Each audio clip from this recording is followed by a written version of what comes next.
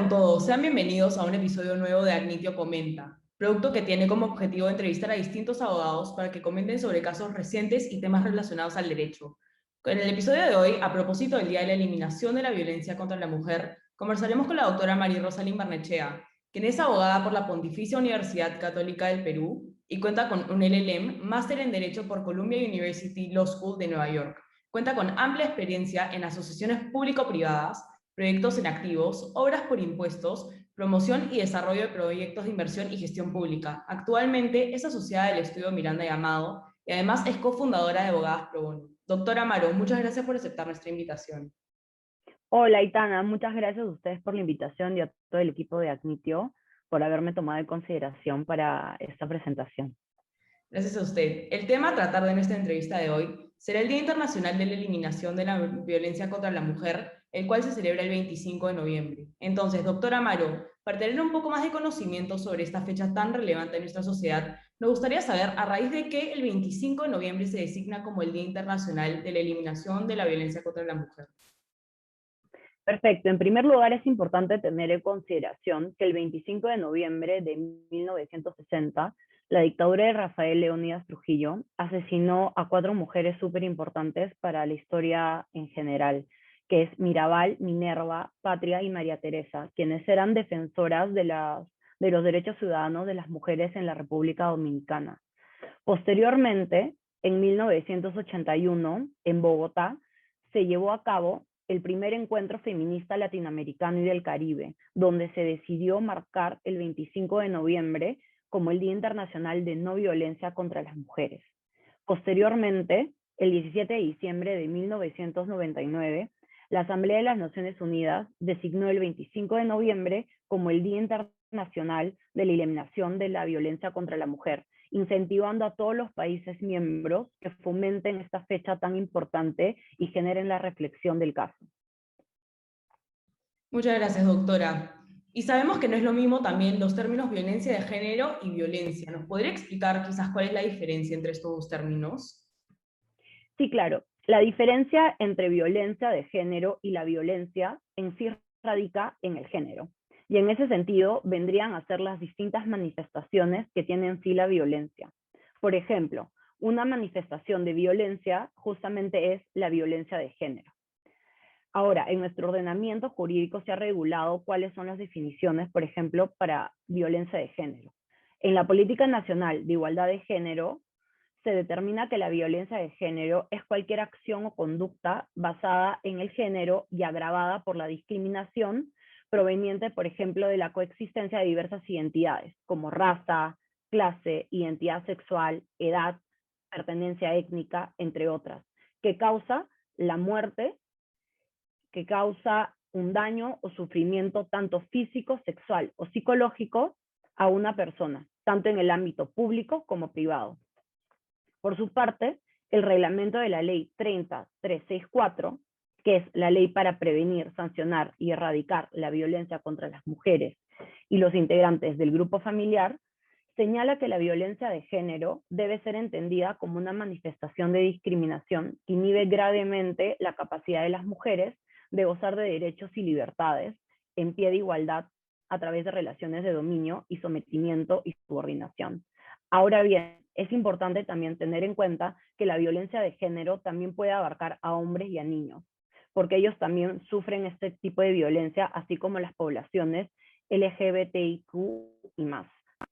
Finalmente, me gustaría hacer una pequeña distinción también con lo que significa violencia hacia la mujer, que también tiene un significado un poco distinto, y también lo define la ley 30364, que es cualquier acción o conducta que causa a la mujer específicamente daño o sufrimiento físico, sexual o psicológico por su condición de mujer, tanto también en el ámbito público como privado. Muchas gracias, doctora. ¿Y qué opiniones le merece el hecho de que a raíz del machismo, un problema estructural que siempre ha estado y está en el día a día, gran parte de las mujeres hace algunos años tenían miedo de denunciar porque muchas veces las autoridades decían habrás hecho algo? ¿Considera usted que en la actualidad esta situación ha mejorado o sigue igual? Lamentablemente sigue ocurriendo esta clase de situaciones y, más aún lamentable, aumentaron varios de estos casos durante la pandemia. De primera mano, con Abogadas Pro Bono, recibimos varias denuncias y consultas sobre el particular, sobre todo porque al inicio de la pandemia, como todos recordarán, no era posible salir de nuestras viviendas salvo por casos muy puntuales, lo cual aumentó el caso justamente de violencia hacia la mujer. Sin embargo, soy de las personas que también piensa que nosotros tenemos el poder de hacer un cambio significativo en la sociedad, ¿no? Entonces, lo importante en estos casos considero que es difundir la información. Muchas personas, a pesar del Internet y la globalización, no conocen cuáles son sus derechos ni cuáles son sus obligaciones. Y en su mayoría de casos no es por falta de interés, sino porque el lenguaje en el cual se manifiestan y se difunden esta información es poco amigable y no es imparcial.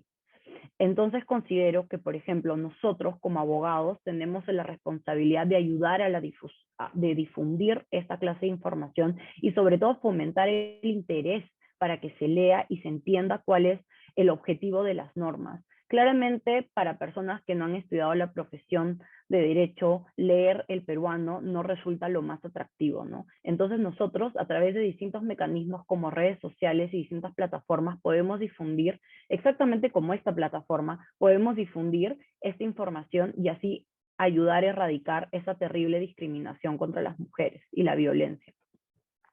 Finalmente, en su gestión del día a día, ¿qué hace usted como abogada para minorar las conductas de discriminación en el lugar en donde trabajas? Genial, esa pregunta me gustó mucho. Y antes de ir al tema puntual, creo que también es responsabilidad de todos, no solamente preguntarnos qué hacemos por erradicar estas conductas en nuestro lugar de trabajo, que dicho sea de paso es donde mayor parte de nuestro día está, sino también qué hacemos y cómo nos preocupamos por erradicar estas conductas en nuestro entorno más cercano, con nuestros grupos de amigos, con nuestra familia, en general en la sociedad donde vivimos, ¿no? Y creo nuevamente que todo se basa en la educación.